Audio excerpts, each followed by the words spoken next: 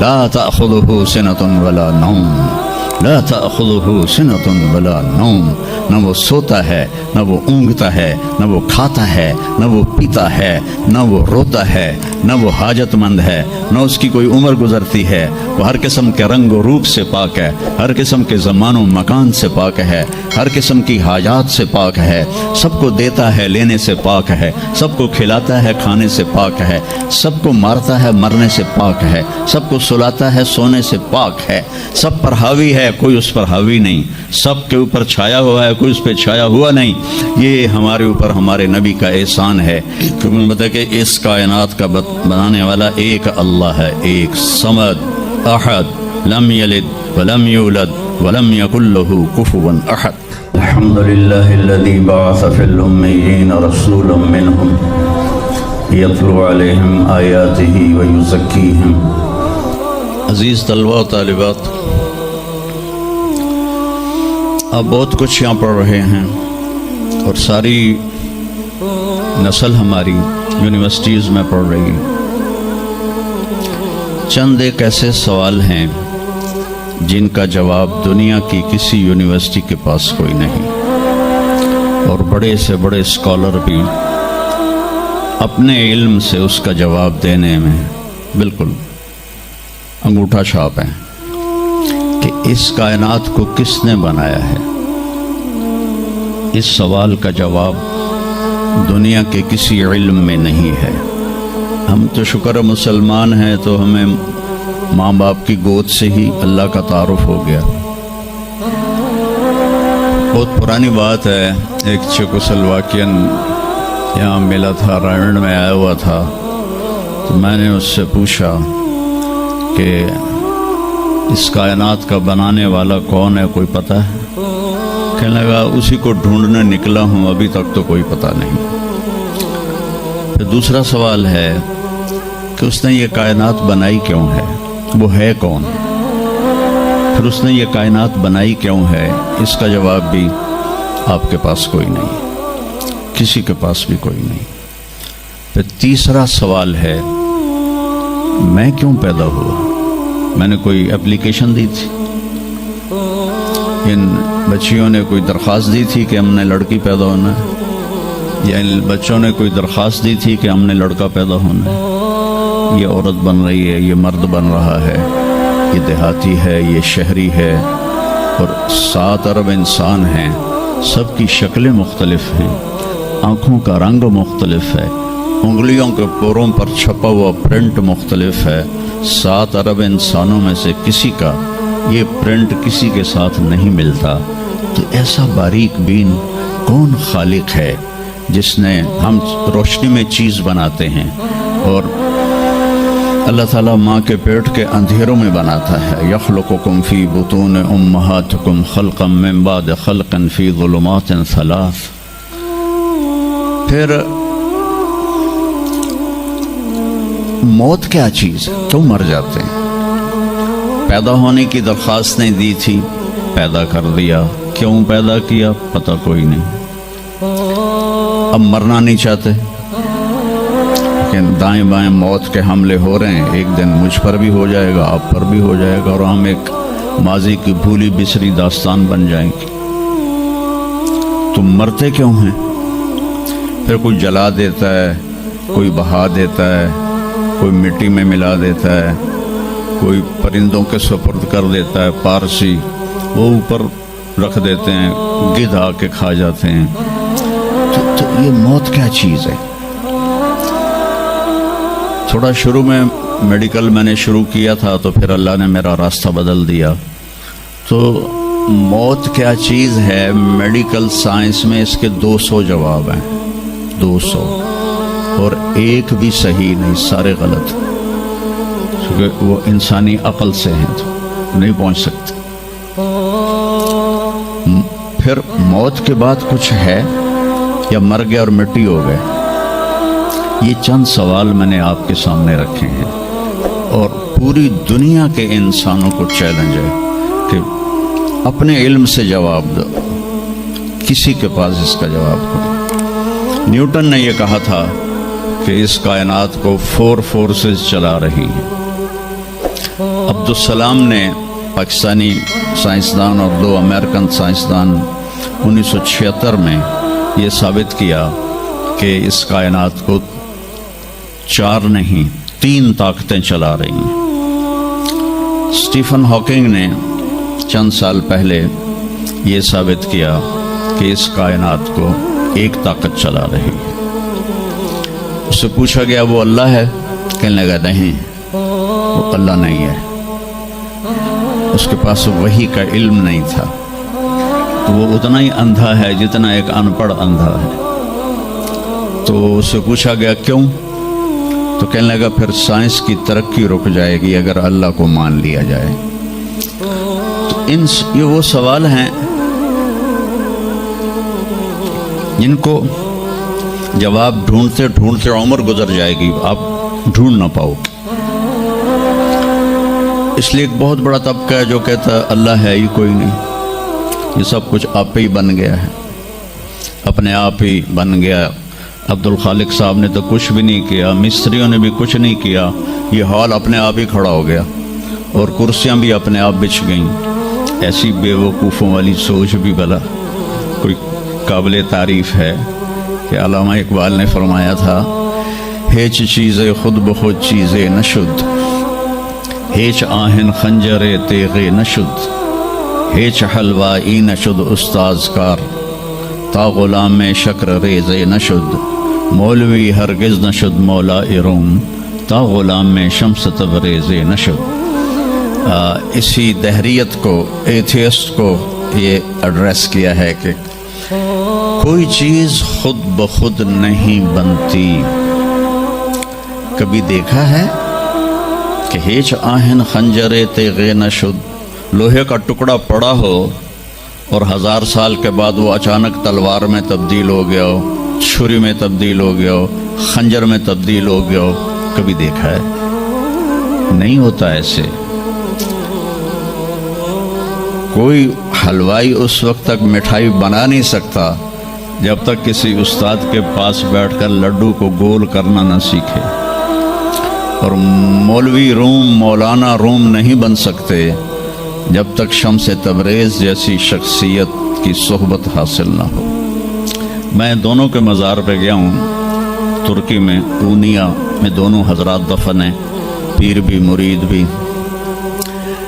مولانا روم کو آج شاید کوئی دھرتی پہ جانتا بھی نہ، اور میں اس یونیورسٹی میں ان کا نام بھی نہ لیتا۔ وہ ایک فلسفی عالم تھے اور منطقی عالم تھے۔ وہ دور تھا فلسفہ اور منطق کا، مسلمانوں نے قرآن و حدیث کا علم بہت پس پشت کر لیا تھا، اور جو فلسفہ اور منطق کے عالم ہوتے تھے وہ بادشاہوں کے دربار میں بڑی جگہ پاتے تھے۔ تو ان کے سامنے کتابوں کا ڈھیر تھا ان کے ساتھ، اور ادھر طالب علم بیٹھے تھے، انہیں وہ پڑھا رہے تھے، اور یہ کتابیں قلمی نسخے تھے، ہاتھ سے لکھے ہوئے۔ تو شمس تبریز رحمہ اللہ مسجد میں داخل ہوئے ننگے پاؤں، اور سفر کے آثار پگڑی پر بھی، کپڑے پر بھی۔ تو وہ بڑی سادگی سے پوچھتے ہیں کہ مولانا یہ چیز یہ کیا ہے؟ وہ کتابوں کا ڈھیر۔ تو نے اس کو یوں دیکھا تو کہے تو ان پڑھ جائے چٹا انہوں میں کی جواب دے وہاں۔ کہنے لگے این است کہ تو نمی دانی، میرے پیارے یہ وہ ہے جو تو نہیں جانتا۔ تو ایک دم آگے بڑھے، کتابوں کو یوں دھکا دیا، ساتھ ہی تالاب تھا، ساری کتابیں تالاب میں چلی گئی۔ اب نیا پرنٹ نکالنا آج کل تو کوئی مشکل نہیں ہے، کوئی پریشانی کی بات نہیں ہے، نیا پرنٹ مل جائے گا۔ جس نے ہاتھ سے سینکڑوں کتابیں لکھی ان کو تیرا بیڑا غرق، وہ ان پڑھ بندیا تو میری حیاتی برباد کر دیتی، نہ مراد ہوڑے میں دوبارہ کتوں لکھ کے لیاواں گا۔ وہ مسکرائے، حوض میں چھلانگ لگائی، اور ایک ایک کر کے ہر کتاب خشک ان کے سامنے رکھتے گئے، خشک، اس میں سے مٹی نکل رہی، سامنے رکھتے گئے۔ پورا ان کا جو ان کی لائبریری تھی وہ پانی سے خشک نکال کر ان کے سامنے رکھ دی۔ ہوں ملا جی دی واری آ گئی، کہنے کہ این چیز وہ یہ کیا ہے، این چیز وہ یہ کیا ہے؟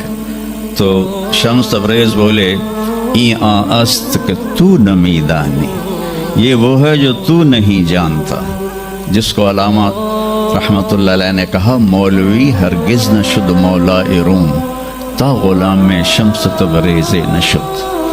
یہ ہمارے ملتان والے شمس تبریز نہیں ہیں، یہ شمس سب زواری ہیں۔ شمس تبریز تو وہ قونیہ میں ہیں، دونوں کے مزار قریب قریب ہیں، ساتھ ساتھ ہیں۔ تو ایک طبقہ ادھر چلا گیا کہ آپ ہی بن گیا سب کچھ، ایک دھماکہ ہوا تھا اور ہر چیز بن گئی۔ وہ دھماکہ فرض کرو اگر یہاں کوئی ٹھا کر دے، کچھ پٹاخہ ہی چھوڑ دے، تو آپ لوگ ان دروازوں سے کیسے نکلو گے؟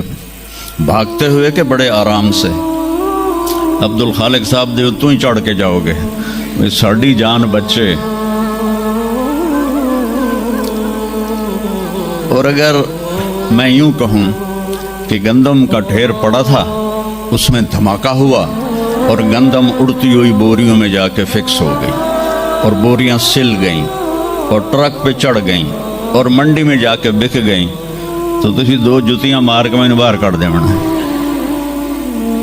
ایک دھماکہ ہوا، وہ دھماکہ اتنا قابل تھا، اتنا علم والا تھا کہ اس سے دو طاقتیں پیدا ہوئیں، ایک سپیڈ کی اور ایک مقناطیس کی۔ تو اگر سپیڈ اور مقناطیس کی طاقت میں ایکوالٹی نہ ہوتی اور 1/10 خرب سیکنڈ، یہ ایک آسٹریلین سائنسدان کی بات میں بتا رہا ہوں، 1 سیکنڈ کے تو 100 سے زیادہ حصے ہو نہیں سکتے، لیکن ان کا فرض کرو اگر 1 سیکنڈ کے 1/10 خرب حصے ہوں، تو وہ 1/10 خرب حصے میں اگر تھوڑا سا رفتار اور مقناطیس کی طاقت میں فرق آ جاتا تو ساری کائنات ٹکرا جاتی۔ لیکن یہ اتنی سمجھدار، اتنی اعلیٰ پڑھی لکھی کائنات ہے کہ نہ رفتار زیادہ ہوئی کہ پھیل کے فنا ہو جائے، نہ مقناطیس زیادہ ہوا کہ سکیڑ کے پھر زیرو کر دے۔ تو اس بیلنس کو خود بخود قائم ہو جانا، اس تو وڈا کملا کوئی نہیں، بے وقوف کوئی نہیں۔ جو کہتا سورج کا بھی ایک سسٹم بن گیا، چاند کا بھی بن گیا، گلیکسی کا بھی بن گیا، اور اپنا آپ چلے جا رہے ہیں، چلے جا رہے ہیں، چلے جا رہے ہیں، ایسے ہی رہیں گے، ہمیشہ رہیں گے۔ کچھ کہتے ہیں فنا ہو جائیں گے۔ یہاں انسان جاہل ہے، اس جہالت کو دور کرنا سب سے پہلا علم ہے۔ اگر مرتے ہوئے مجھے پتہ چلا کہ یہاں تو معاملہ کچھ اور ہے، جو لوٹ آئیں تو کچھ کہنا نہیں، بس دیکھنا انہیں غور سے جنہیں راستوں میں خبر ہوئی کہ یہ راستہ کوئی اور تھا۔ چلتے چلتے پتہ چلا کہ ہم تو کہاں پہنچ گئے، تو اس وقت تو پھر رب ارجعون کے نعرے قرآن کہہ رہا ہے، کہیں گے رب ارجعون، یا اللہ واپس کر دے، لعلی اعمل صالحا، میں بڑے اچھے کام کروں گا۔ اللہ نے کہا کلا، اب نہیں ہو سکتا ہے۔ تو نبی جو آتا ہے 1,24,000 نبی یہ علم لے کر آتے ہیں اور وہ انسانوں کی اس جہالت کو دور کرتے ہیں۔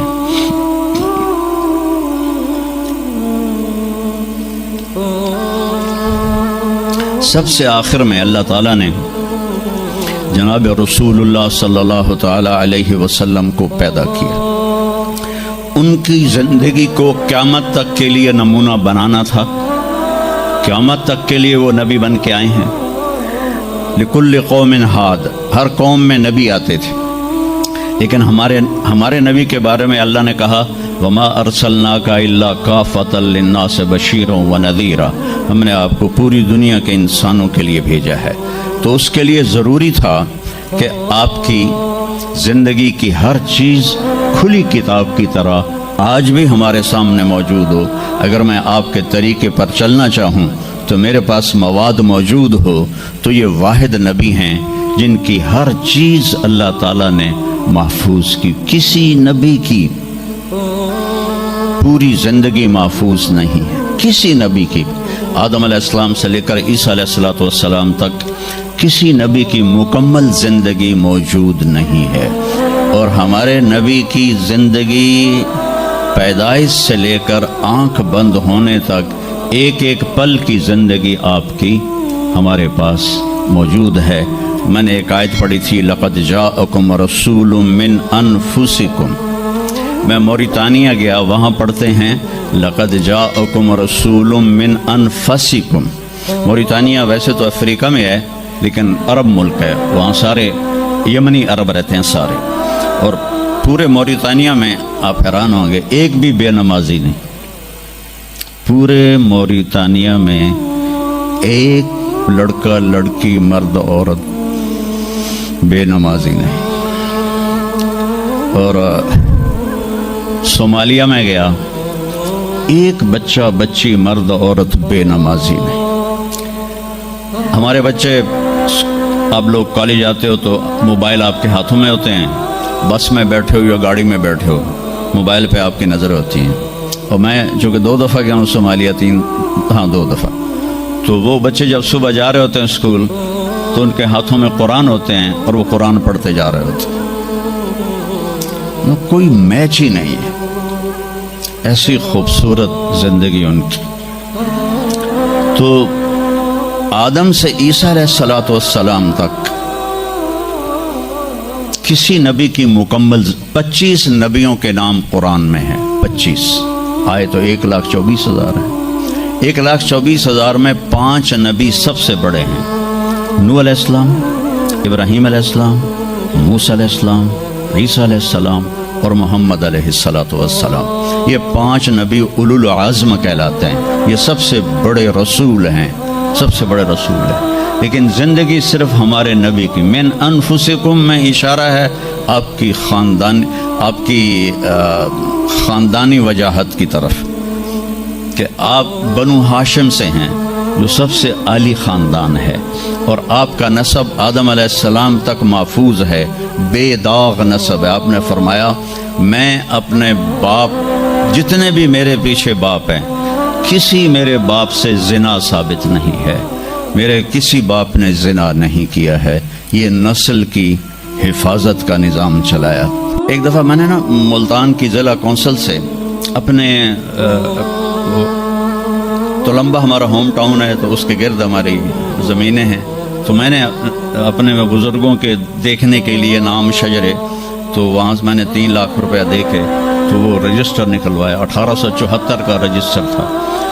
تو اس میں 1874 سے پہلے کا تو لکھا ہوا نہیں ہے، بعد کا لکھا ہوا ہے آخر تک. تو اس میں 19 نام مجھے ملے. میں ان کو یاد نہیں کر سکا، حالانکہ میرے پیو دادے پردادے، لیکن میں یاد نہیں کر سکا. دہرانے کی کوشش کی، حافظہ بھی اللہ نے اچھا دیا، یاد نہیں ہوئی. تو اس میں وہ دلچسپی نہیں تھی. میں نے اپنے نبی کا نسب نامہ یاد کرنا شروع کیا. اس میں 90 نام ہیں، اور میرے دل میں تھا کہ میں روضہ رسول کے سامنے کھڑے ہو کر آپ کو سلام پیش کروں گا. آپ کے نسب کا پوری پیڑھی، ہماری پنجابی میں پیڑھی کہتے ہیں، پوری پیڑھی پڑھ کے میں آپ کو سلام پیش کروں گا. کیونکہ ہمارا کلچر ہے، ہم لوکل لوگ ہیں، ہم مائگریٹڈ نہیں ہیں، نسلوں سے آباد ہے اور زمیندار ہیں. تو ہمارا ایک کلچر ہے کہ ہمارے مراسی ہوتے ہیں، وہ آ کے ان کا کوئی کام نہیں ہوتا. سرداریاں قائم، دیر آباد، میاں طارق جمیل دے، میاں اللہ بخش دے، میاں نیت علی دے، میاں گانے دے، میاں جہانے دے. اگو مینوں بھی نہیں پتا، وہ پڑھی جاندے اور وہ لے کے جاتے ہیں دانے، لے کے جاتے ہیں پیسے. ان کی بچیوں کی شادیاں کرواتا ہوں، بیمار ہو جائیں علاج کرواتا ہوں. اور کام وہ دھیلے کا نہیں کرتے. ایک مراسی اپنے بیٹے کو لے کر آ گیا، میں ڈیرے میں تھا. کہنے لگا میاں صاحب، ہمارا ٹائٹل وہاں میاں صاحب میرے پوتر نو نوکری لوا دے. میں آخیا کدی مراسیاں نوکری کیتی ہے پہلے؟ کہنے لگا بھوکے مر گئے ہیں، دیرے اجڑ گئے ہیں، زمیندار شہرانو بڑھ گئے ہیں، تو سوا کوئی سانو خیرات ہی نہیں لبدی، تو چلو کوئی نوکری کر لو. میں نے اس کے سامنے بیٹھے فون ملایا، فاطمہ شوگر مل کے جو جی ایم تھے میرے دوست تھے. میں نے کہا ایک بچہ بھیج رہا ہوں، رکھ لو. انہوں نے کہا بھیج دیں، لیبر میں رکھ لوں گا. تو میں نے اسی طرح کہہ دیا چاچا انہوں لے جا، لیبر اچ رکھ لے سن. بھلا وے سرداریاں قائم. چوتھے دن دونوں پھر میرے ڈیرے پر. میں کہا تینوں تو مظفر گڑھ بھیجے آئی تو واپس کیوں آ گیا؟ تو اس کا باپ کہتا ہے میاں صاحب میں سمجھا لیبر کوئی بڑا افسر ہوتا ہے تو میرا پتر افسر ہو سی انہیں تو بوریاں چوا چوا چوا دی کنڈ بن چھڑی.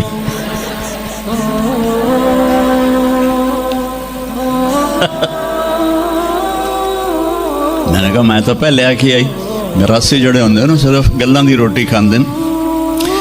تو وہ یہ ثقافت میں نے دیکھی ہوئی ہے اور آج بھی اس کو میں بھگت رہا ہوں پال رہا ہوں. باقی سب زمینداروں نے ہاتھ کھڑے کر دیے لیکن میں نے اس کو زندہ رکھا ہوا ہے. من انفسکم لقد جاءکم رسول من انفسکم. یہ واقعہ ہے صبح 10-11 بجے کا. تو آف سیزن تھا اتنا رش نہیں تھا. تو عصر کے بعد میں نکلا نماز پڑھ کے تو ایک لڑکا بھاگا بھاگا آیا. کہا جی آپ مولانا طارق جمیل ہیں؟ میں نے کہا جی. میں کہا تم مجھے پہچانتے ہو؟ کہا نہیں جی آپ کے ساتھ لوگ تھے کافی تو میں نے ایک آدمی سے پوچھا کہ یہ کون ہے تو انہوں نے کہا یہ مولانا طارق جمیل.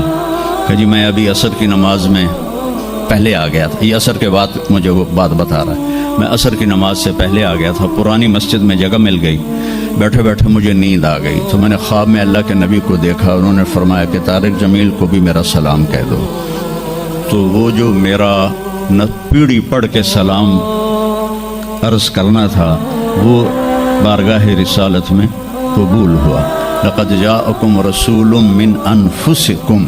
کہاں سے لاؤ گے ایسا رسول کہ جس کی زندگی کی ہر چیز محفوظ ہو.